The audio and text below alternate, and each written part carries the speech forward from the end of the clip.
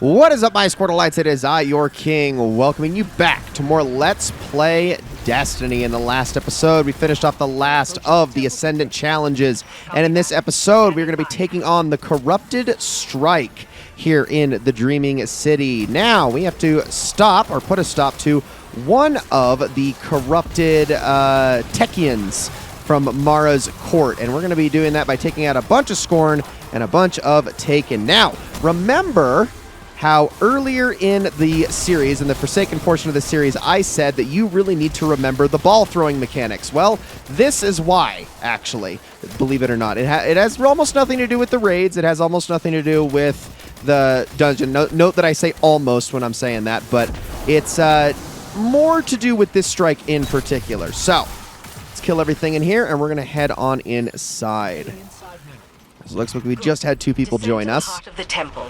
You're looking for one of the Queen's Techeuns. Tech witches, you Guardians call them. Her name is Sadia. She was taken, but she can be saved. Her will is not her own. Grant her the mercy that she cannot grant you.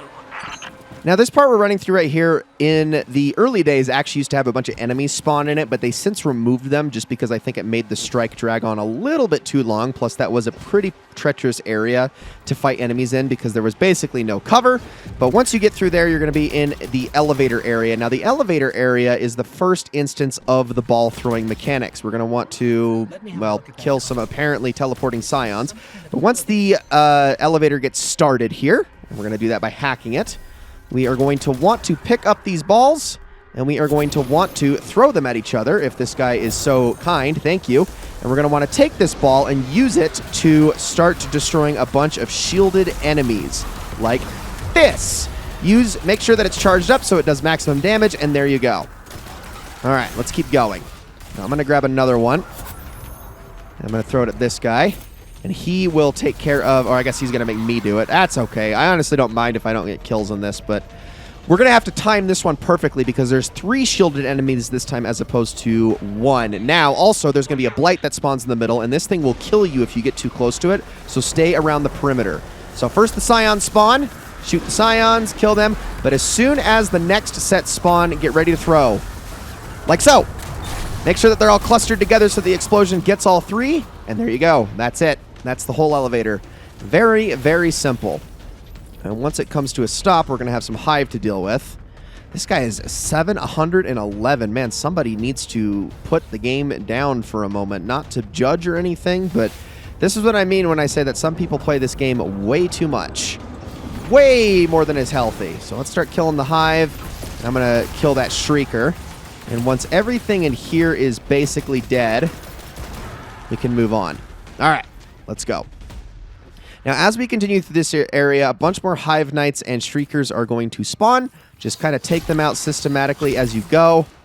I'm just going to use my Linear Fusion here because it's very adept at doing this. Not to mention those Hive Knights do have those really big hitboxes, although I think I'm going to need to... I don't know. I didn't mean to shoot that. I think I'm going to need to rely on Suros for this part.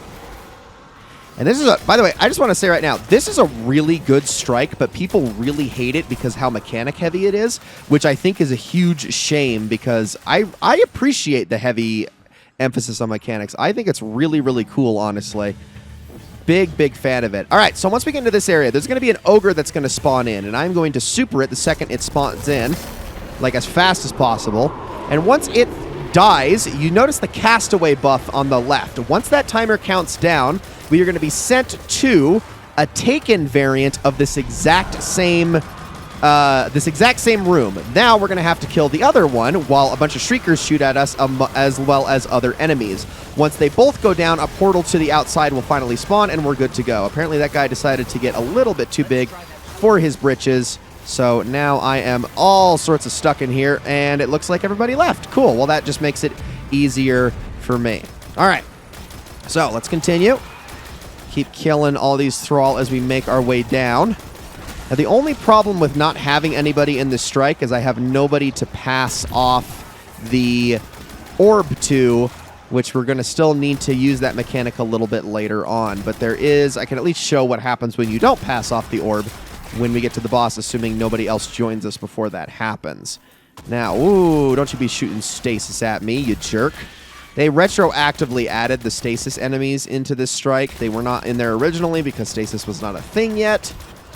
But let's just keep fighting our way through. Lots of regular enemies, a few orange bar enemies in this area. Nothing really too problematic, if I can be honest here. Come here, you. Thank you. All right, that should just about do it. There is this guy over here, which I am going to actually kill. Like so. And then there is, I think, another orange bar acolyte. Yes.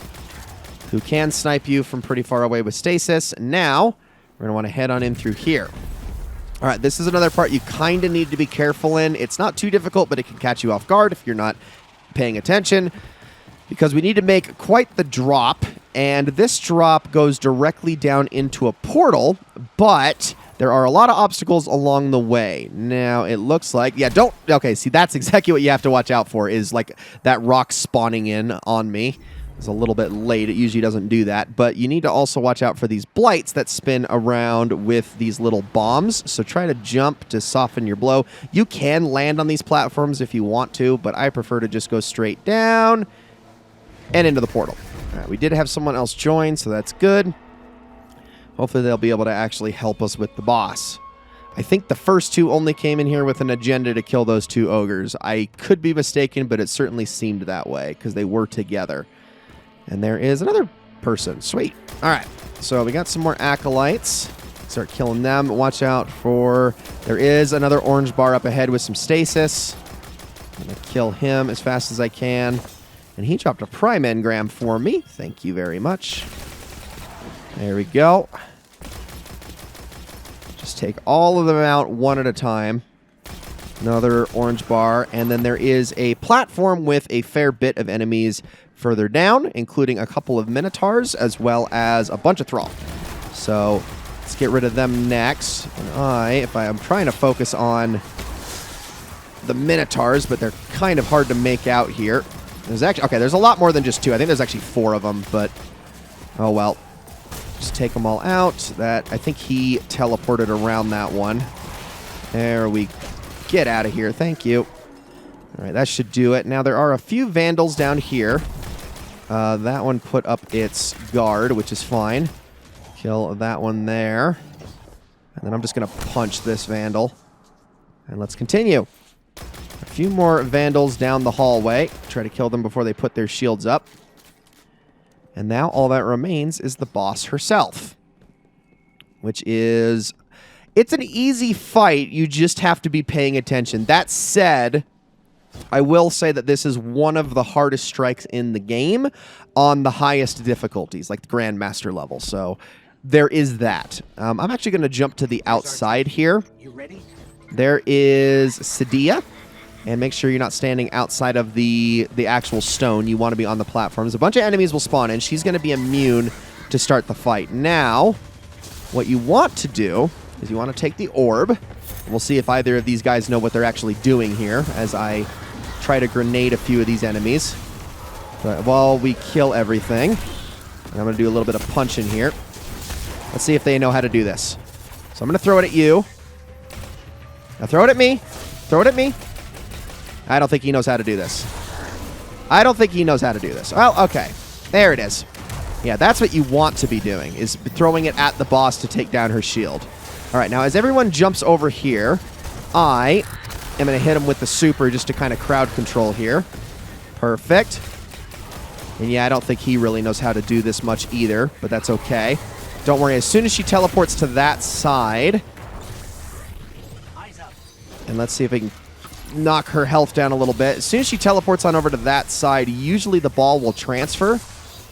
There's a headshot. That's what I wanted. Okay, did she move again? I don't know if she went... Oh, she went through the portal. Yep. Okay, so a portal is going to spawn now, which is going to be your opportunity to chase after her. There's a lot of ads that might spawn behind you. I am going to kill as many of them as I can as we kind of just destroy them all. There we go. Come on, and be careful because these rocks will start to spawn between the platforms that are going to provide obstacles for you to jump between. Let's head on through. Behind Bavisky, who I guess decided to do this the hardest way possible by just throwing the basic orbs at her time and time again. But there will be ads to deal with along the way. Mostly vandals, but there is the occasional knight along the way. And also, that's the other problem that I am dumb for. Yeah, don't jump in front of the rocks. That is a bad idea. That was entirely on me. All right, Joito, I believe in you. You're not going to get yourself killed here. Especially using Huckleberry. You have absolutely no excuse to not die. Oh, thank you, buddy. Oh, he almost got it too. Yeah, pay attention and make sure you time your jumps properly. Something I did not do, so I apologize for that. So kill you, and then let's go get this guy who decided he wanted to run ahead. And now we can head on up. And let's get a few of them. I'm going to get a chain lightning there. Oh, almost got them all. And down you go. All right, let's continue with amplification. Wait for that rock to pass. Oh, looks like Joito died, but that's okay because once we get to where the boss is, it should actually bring him up to the actual arena itself. So, let's see if it spawns him up here. It may. I don't know if it will for sure. So you see that the orb kind of spawns over there. It doesn't look like it's gonna do that, unfortunately. The orb spawns over there, so what we're supposed to do is we're supposed to pass it between each other, but again, Bavisky kind of doesn't do this correctly. So I'm gonna show him how it's done. There. Now he actually did it right. All right, so let's keep doing damage, and now that it's that it has taken all that damage, throw this next one. There you go. Hit the boss so that it can actually go down to one shot, and there we go. Cydia is dead, and that is the Corrupted Strike. Very, very simple. But like I said, you gotta actually know the mechanics of what you're doing. Don't just throw the weakened one, otherwise you have to throw the orb multiple times, and that can get really frustrating with Cydia booping you all over the place. Cannot trust me after this.